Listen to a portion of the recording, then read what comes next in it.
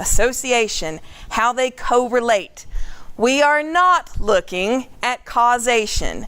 Let me say this a couple of times. Correlation is not causation. Correlation is not causation.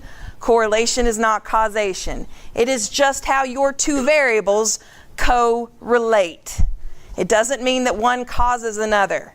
For example, all of the anti-vaccination whatnot is on a correlation between increased diagnoses of autism and vaccination. It does not mean that vaccinations cause autism.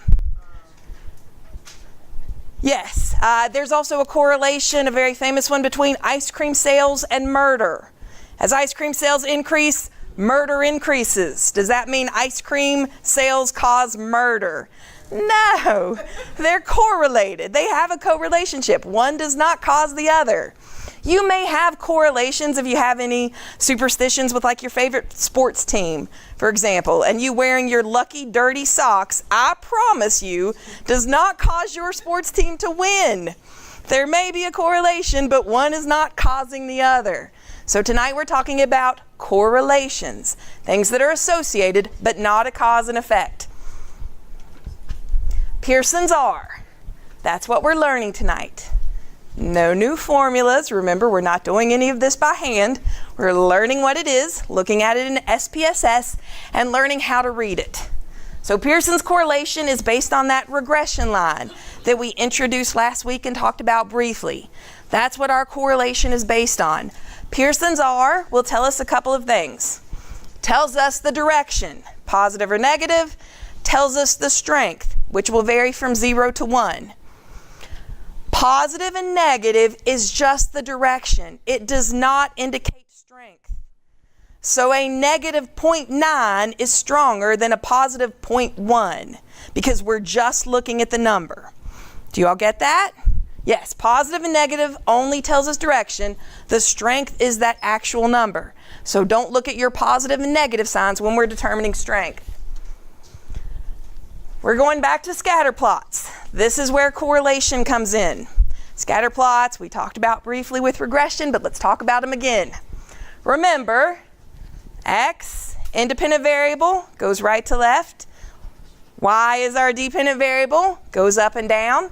Each point on that scatter plot is a case. Well, the scatter plots will tell us, when the dots are lined out, if we have a direction, if we have a strength. Here we're looking at independent variable of car weight, dependent variable of miles per gallon. Cars that weigh less get higher miles per gallon. Cars that weigh more get lower miles per gallon. Again, this is correlation, not causation. We're not saying the heavier your car, the less miles you're going to get. We're saying they're correlated. There's a relationship between them. As one varies, the other varies. So correlation, based on that regression line. First thing we have to do when understanding if we have a correlation or not is to check if there's a line that fits. Key assumption for correlation, linearity. There has to be a straight line that can go through the data on a scatter plot. If there's not a straight line, we don't have a correlation. Here, straight line, correlation. We're looking at study time in minutes. We're looking at grades on a quiz. The higher amount of time that you studied, the better your quiz grade was. But there's a straight line that we can draw. Understand it's not perfect, that the dots are a little bit around that. A little up, a little down, not a perfect line, but we can draw a line and see the pattern in the data. That's what we're looking for, the pattern. With linearity, I told you it had to be linear, meaning there's a straight line. Some relationships are not a straight line.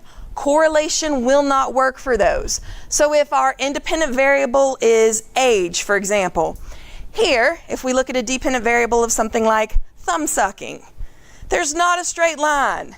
Kids suck their thumbs and then it kind of falls off, right? Like all kids kind of quit doing it around, 3, 4, 5. Then you have a couple, maybe 9 or 10, 11-year-olds that hide it for a little while. And there's probably 1 or 2 people that suck their thumb until they die, but it's not common. Not a straight relationship. Drops off very sharply. Here, if we look at something like age and weight. Again, not a straight line. Babies and toddlers like double their weight every couple months. They grow really fast. Thank God we as adults don't double our weight every year. It plateaus off. Yeah, that would be bad, right? We'd be 55 and 900 pounds. That would be terrible. Somewhere around adulthood, we plateau off and our weight stays about the same. But this is not a straight line. It plateaus. It doesn't continue to increase. Here, if we look at something like age and health, well, little kids, God love them, with their little baby immune systems just now forming, they get sick a lot. Then you get older, you're adults, you're doing much better, wonderful. And then we get old and we get sick again. Not a straight line. There's a curve. We cannot do a correlation here. Last one, if we look at something like age, and our dependent variable this time is income. Kids don't have an income. Their parents have an income. But then we hit 15, 16, we start working, we hit adulthood, we've earned degrees, we have good jobs, wonderful, we're earning up. Then we retire. We stop working at 62, 65, 67, 70. Income drops off. You don't make as much in your retirement as you did when you were working. So again, not a straight line. If it's linear, it has to have a straight line that doesn't curve. If it curves, they do not correlate. No correlation. Pearson's R will not work there. So 3 questions. Correlation will tell you. Question number 1, does a relationship exist? A relationship exists as long as there is a straight line and it is at an angle. It can't be a straight line horizontal. It has to angle even the tiniest bit in either direction. As long as we have a straight line, yes, we have a relationship. So let's take a look. First example, do you think there's a relationship? Is there a straight line we can draw through that data? No, not really. Maybe an X. It's kind of all over the place. All right, what about the second one? Do we have a straight line? Not great. You can kind of see a pattern that's happening, but it's not very good. What about here? Kinda. We're getting better. There's a pattern. It's not a super straight line, but there's a pattern. What about over here? Yes, we're getting warmer, more towards a straight line. We see the pattern here. Yes, here. Almost perfect. Yes. So first example, no correlation. Pearson's R would be useless. Gobbledygook. Doesn't make any sense. Second question. Pearson's R will tell you the direction. Is it positive or is it negative? If it's positive, your straight line will angle this way. As X increases, Y increases. If it's negative, your correlation line will go this way.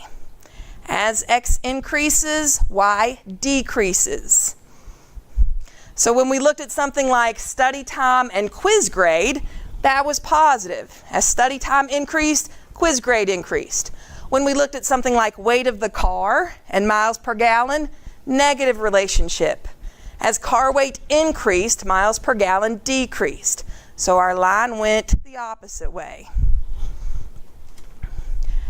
Make sure you have these in your notes, because this is one of the things we're going to be doing tonight. We always start with X, our independent variable. X will always increase. If it's positive, our Y will increase, our dependent variable. If it's a negative relationship, our Y will decrease. So we always start with X. X will always increase. Put that in your notes if you haven't already. We always start with X. X will always increase. If it's positive, Y will increase. If it's negative, Y will decrease.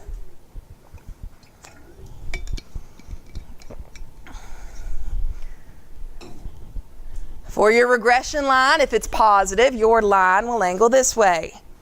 As X increases, Y increases. If it's negative, your line will angle this way. As X increases, Y decreases. We got it? Okay. What do you think the relationship is on the first one? Positive or negative? Negative. Probably nothing. I'd say there's nothing there. Maybe negative. It's kind of all over the place. Don't know if that one can have a sign. What about our second one? If anything, I would say it's negative. The pattern we can barely see kind of looks like it's angling this way. What about here? Positive or negative? Positive. Very good. As x is increasing, y is increasing. What about here? Negative. You're so good. As x is increasing, y is decreasing. Here? Positive. X is increasing, y is increasing. Last one? Negative. You're so good. You got it? All right, let's talk about strength. You're going to want to write something down here too. Pearson will tell us the strength of the relationship, how spread our data points are around that line. Varies from 0 to 1. Remember, positive and negative doesn't matter on strength. We're just looking at the number. If it's perfect, all the lines will be in a straight line. Lovely. Doesn't happen very often. The stronger it is, the closer they will be to that line. And the weaker your correlation is, the further your data points will be from that line. So varies from 0 to 1. The higher the number it is, the stronger your correlation, because they're going to be close to that line. The weaker it is, the lower your number, and the further they will be from that line. And once again, positive and negative don't matter. With strength, we are only looking at the number, not the positive or the negative sign. A negative 0.9 is stronger than a positive 0.3. We are only looking at the number. Here's the numbers you need. 1.0 is perfect. Again, doesn't matter if it's positive or negative. Doesn't happen a lot, but that would be lovely. Strong. 0.6 to 0.99. If our Pearson's correlation, our R, is between a 0.6 and a 0.99, it's strong. Moderate. 0.59 to 0.3. If our Pearson's R is somewhere between a 0.3 and a 0.59, it's moderate. 0.29 to 0.1, weak. Points are very spread out. It's a weak correlation. And if you have a 0.1 or less, it's very weak. Or no correlation. Either of those would be correct. So take a second and copy down these numbers. We're going to refer to these as we go on.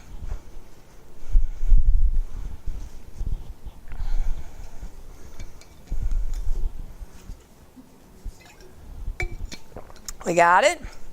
1.0 is perfect. 0.6 to 0.99 is strong. 0.3 to 0.59 is moderate. 0.29 to 0.1 is weak. Less than 0.1 is very weak or no correlation. We good? Ready to move on? Okay. Back to the same ones we've been looking at. The first one where you all told me there was no correlation, you're correct. It's a 0. There's no correlation there, no line. Up here, negative 0.3. We eyeballed that and thought it would be weak. It's a 0.3, so what's the strength? Moderate. Pearson's very forgiving, but it's also numbers and rules we use instead of our eyeballs. So we thought this was not a good correlation. The number tells us it's moderate. It's negative and it's moderate. Here, we thought this was a little bit better. This is a 0.5. What's the strength? Moderate. We were getting in the money here. This was a pretty one. Negative 0.7. What's the strength?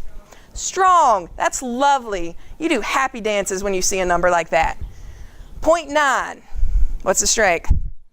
Strong. Very strong. Extended happy dances if you get this high. 0.99. Very strong. Almost perfect. Beautiful. Never seen anything like that in my life, but I'd love it if I did. Here is the formula. If you choose to go home in your spare time and want to work these out by hand, no, not going to happen. You could if you wanted to. There is nothing new here. We know what all of these letters are. For each data point in X, our independent variable, we subtract the mean. For each data point in Y, our independent variable, We subtract the mean. We multiply those two numbers and add them all up. Divided by, we do the same thing, but we square the numbers. We could do this by hand if we wanted. Again, this is one of those that would take this board and that board and that board and that board and probably just some random cave drawings on that wall over there. We're not going to do this by hand, but you could. You have the skills. However, because we have the skills, we've also built the technology. We use SPSS. We don't do these calculations by hand. SPSS, gonna show it to you, gonna introduce it. Good stuff. Pearson's R will tell us a number that gives us the strength and the direction of our correlation. SPSS will also give us a sig, significance. We practice with sig in other SPSSs. Sig means something a little bit different here. Sig doesn't mean we found this difference 95 times out of 100 because there was a difference, and 5 times out of 100 for mistake. That's not what sig tells us for correlation. Sig tells us, does the association exist in the population or not? That's 100% what it tells us. We found this correlation, and yes, it exists in the population. We found a correlation, and no, it does not exist in the population. It existed in this sample only. Let me show you what it looks like. Here's an SPSS for correlation. Pearson's correlation, bam. There's our statistic, there's our R. Negative 3.10, what's the strength?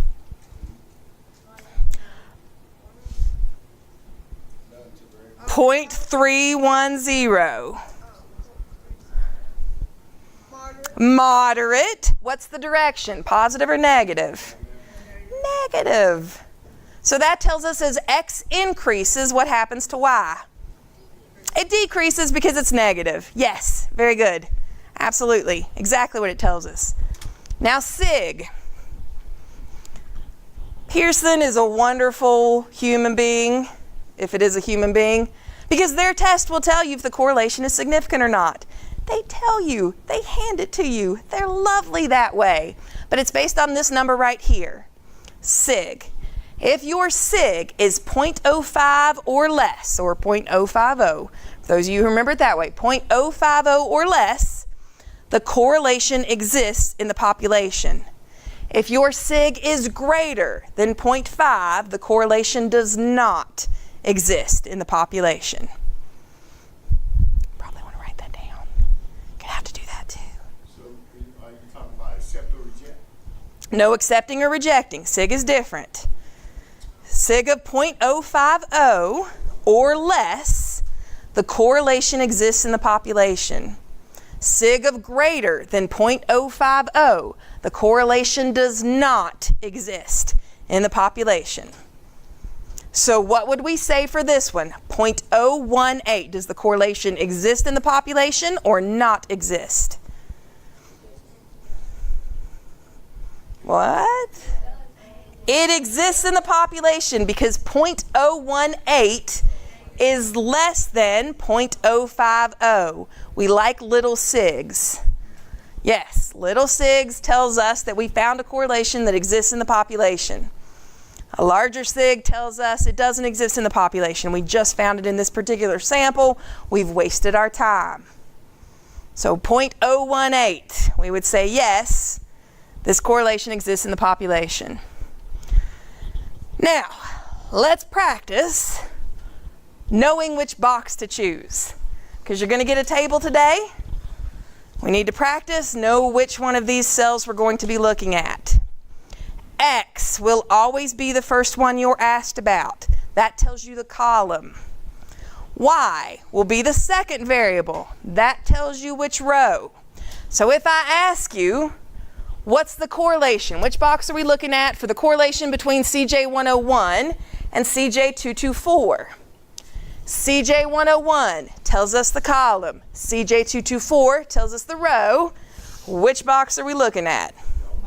The yellow one. All right, what about the correlation between CJ224 and CJ425? CJ224 Tells us the column. Good. 425 tells us the row. We're looking in the white box. If I ask you for the correlation between CJ425 and CJ224. 425 tells us the column. 224 was Y. That tells us which row. We're looking in purple. So I'll ask you, what's the correlation between this variable and that one? The first one I ask you is X. That tells you which column we're in.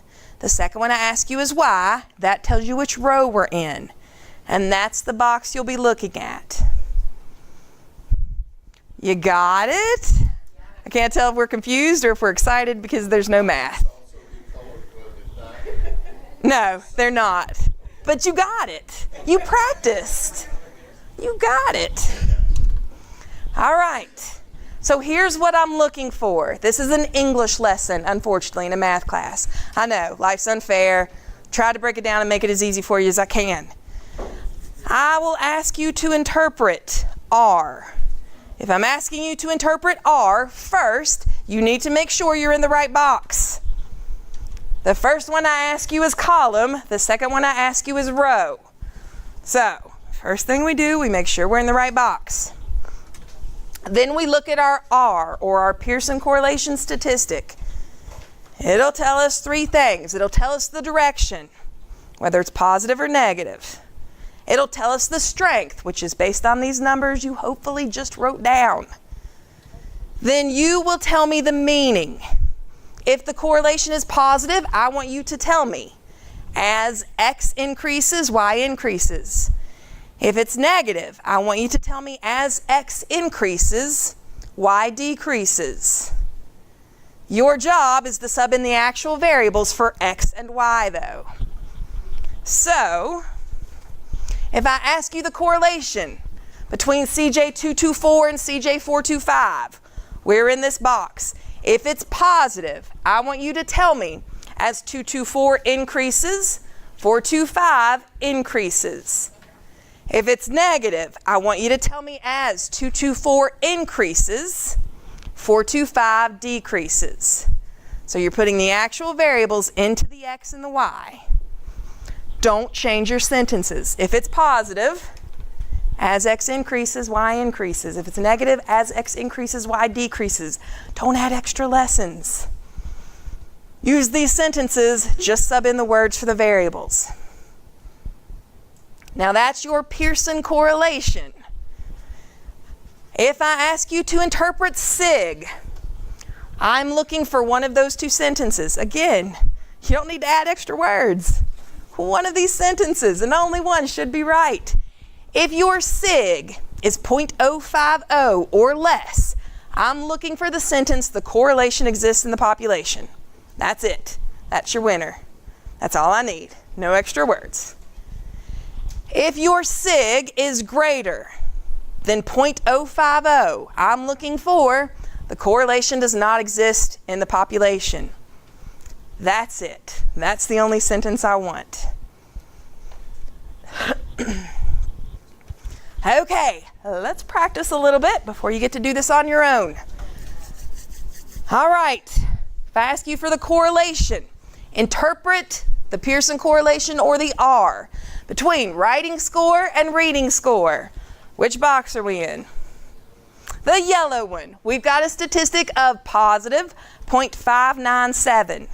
So what I'm looking for from you is, what's the direction? Positive. What's the strength? 0.597. Strong starts at 0.6, so 0.597 we're going to call moderate. So we're looking at positive moderate or moderate positive. I don't care which one of those comes first. Positive moderate or moderate positive, meaning as writing score increases, reading score increases. Let's try another one. What's the correlation between reading score and math score? Which box are we looking at? The green one. 0.662, strength and direction. It's positive. So positive and strong, meaning as reading score increases, math score increases. Not bad. Okay. What about interpret the R, or the Pearson correlation between math score and science score? Which box are we looking at? The red. Math score tells us column, science tells us row. We've got a 0.631, strength and direction. Positive, strong, meaning as what increases? As math score increases. Perfect. Science score increases. Remember the first one I asked you is X, and X will always increase? Yes, you got it. Excellent. All right. Interpret the correlation between reading score and female. Which box are we in? Obviously the last one that's colored. This blue, yes. Negative 0.053, strength and direction. Negative. Weak, super weak, very weak. 0.053 is almost non-existent. So we've got strong, very weak, and negative. What does that mean? As reading score increases, wonderful. Female decreases because it's negative. As reading increases, female decreases. Now let's look at SIG. Yeah, you thought you were done? So close.